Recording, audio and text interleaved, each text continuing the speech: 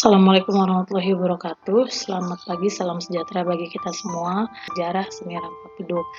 Kali ini saya akan menjelaskan pengertian rampak beduk. Jadi rampak beduk ini merupakan kegiatan atau kesenian tradisional asli dari masyarakat Pandeglang ya. Di sini jelaskan seni rampak beduk merupakan titik kulminasi estetis dari tradisi ngadu beduk yang biasa dilakukan oleh warga pada perayaan Hari Raya Idul Fitri. Nah, rampak beduk ya. Rampak itu berasal dari bahasa Sunda yang memiliki makna serempak atau secara bersama-sama. Sedangkan beduk itu adalah alat yang digunakan untuk keseniannya. Masyarakat yang beragama Islam tentunya sudah tidak asing lagi dengan benda yang satu ini, yaitu beduk ya. Karena kita biasa melihat benda ini tersimpan atau ada di musola atau masjid di sekitar rumah kalian. Dan tentunya beduk ini digunakan sebagai penanda datangnya waktu sholat gitu. Sebelum azan pasti beduk ini dipukul terlebih dahulu, yang mana kalau dulu itu untuk selain penanda lalu mengundang orang-orang yang sedang di rumah untuk sholat atau beribadah di masjid. Dan beduk ini sendiri seperti yang kita lihat ini terbuat dari batang besar. Ini apapun, bisa dari batang kelapa ataupun batang-batang pohon yang besar ya. Lalu batang tersebut dilubangi dan ujung yang paling besar ini ditutup dengan bahan kulit, bisa dari kulit kerbau ataupun sapi, yang mana digunakan sebagai membran dan jika ditabuh akan menghasilkan suara yang keras dan besar dan bahkan bisa terdengar sampai jauh. Lalu kita lanjut ke sejarah dan perkembangan seni rampak beduk. Yang pertama, kesenian ini atau kesenian rampak beduk pada awalnya merupakan suatu bentuk seni ngadu beduk tanpa unsur gerak tari. Ya, jadi seperti yang saya bilang, hanya murni beduk yang dimainkan ya. Masuk dan berkembang di daerah Pandeglang pada abad ke-13 Masehi. Ini mulai dikenalnya seni ngadu beduk ya. Lalu digunakan sebagai penanda datangnya waktu sholat. Kegiatan ini pun digunakan sebagai sarana hiburan masyarakat pada bulan suci Ramadan dengan cara memukul beduk secara bertalu-talu tanpa henti maksudnya ya. Kegiatan ini dimulai setelah masyarakat melaksanakan sholat Isya dan berhenti menjelang waktu subuh tiba. Hanya kegiatan ini disebut sebagai ngadulak ya, memainkan beduk secara bertalu-talu dari waktu setelah Isya hingga menjelang datangnya waktu subuh. Oke, kita lanjut ke masih sejarah dan perkembangan rampak beduk. Lalu ciri-ciri dari ngadu beduk. Ngadu beduk ini kan pertandingan ya. Pertandingan memainkan beduk yang dilaksanakan oleh masyarakat di kampung-kampung ya. Biasanya ini antara satu kampung dengan kampung yang lain. Nah, pada awalnya seni beduk hanya terdapat di beberapa kampung sekitar Pandeglang saja, tetapi seni beduk banyak digemari oleh masyarakat di setiap desa dan kelurahan di wilayah Kecamatan Pandeglang. Bahkan telah menyebar ke wilayah kecamatan lain di luar Kecamatan Pandeglang. Seni beduk ini sering dipertandingkan antar kampung sehingga masyarakat Pandeglang mengenalnya dengan sebutan ngadu beduk.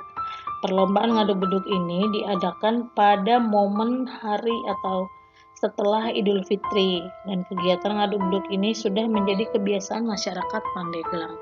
Ciri-ciri dari ngadu beduk itu sendiri ada dua. Yang pertama, ditabuh berturut-turut setiap tanggal 15 Ramadan ya.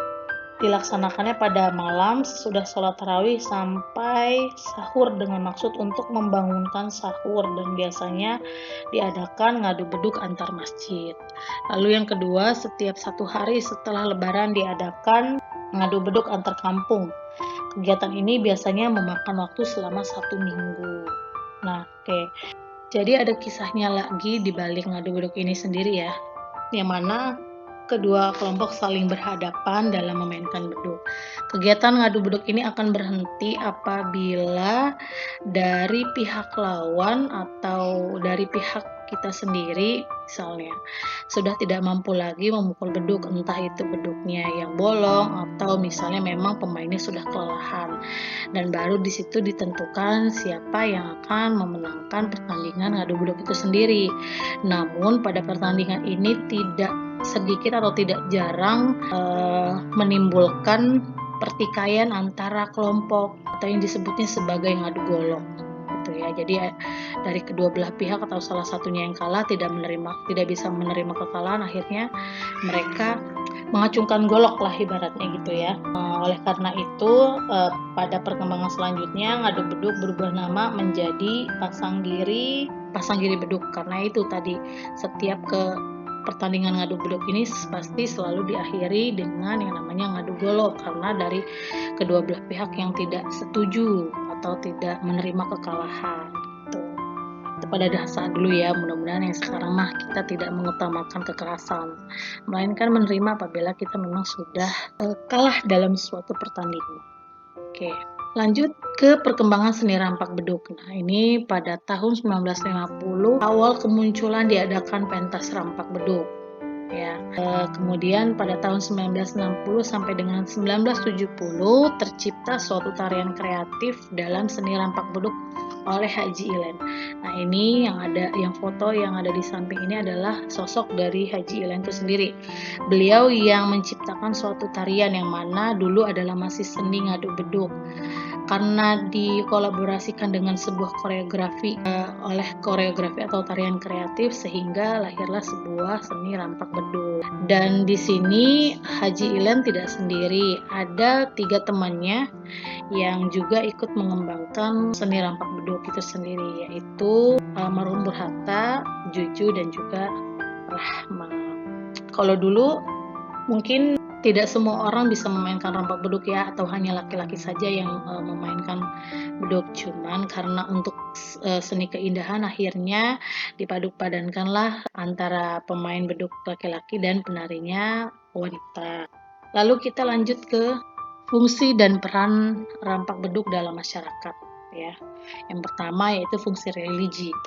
Tadi yang saya sudah jelaskan, yaitu sebagai penanda datangnya waktu sholat, terus untuk merayakan atau meramaikan bulan suci Ramadan. Kemudian fungsi yang kedua yaitu presentasi estetis. Nah, dijelaskan presentasi estetis yaitu sesuatu yang memiliki fungsi untuk dinikmati oleh para pencipta dan penontonnya. Jadi sebagai unsur keindahan ya.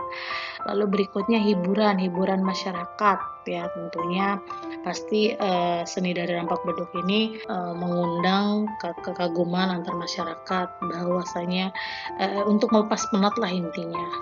Terus yang keempat sebagai sarana komunikasi.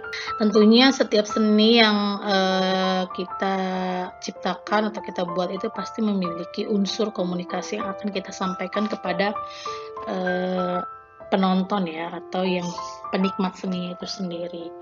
Lalu sarana komersil, tentunya kalau bicara tentang komersil ini adalah keuntungan ataupun pendapatan yang dihasilkan dari seniman yang menampilkan atau melestarikan rampak beduk. Mereka bisa dikatakan mendapat penghasilan atau uang ya dari pertunjukan dari si rampak beduk itu sendiri. Lalu berikutnya, nah di sini selain memiliki fungsi, rampak beduk juga memiliki pesan moral, yang mana satu adalah kekompakan. Memainkan beduk itu harus kompak antara penabuh dan juga penari. Jika tidak kompak ya pasti seni yang ditampilkan pun tidak akan indah gitu ya. Dan juga harus solidaritas. Dalam sebuah tim rampak beduk harus benar-benar mempersiapkan segala kebutuhan pertunjukannya sebelum dan ketika mempersembahkan kesenian itu sendiri. Jadi harus kompak dan juga harus solidar. Tidak boleh ingin unggul sendiri atau tidak boleh juga kita mementingkan diri sendiri. Tuh. Oke, sampai sini dulu pembahasannya. Semoga kalian paham ya dan bisa menyerap materi hari ini. Baik, akhir kata saya ucapkan terima kasih. Wassalamualaikum warahmatullahi wabarakatuh.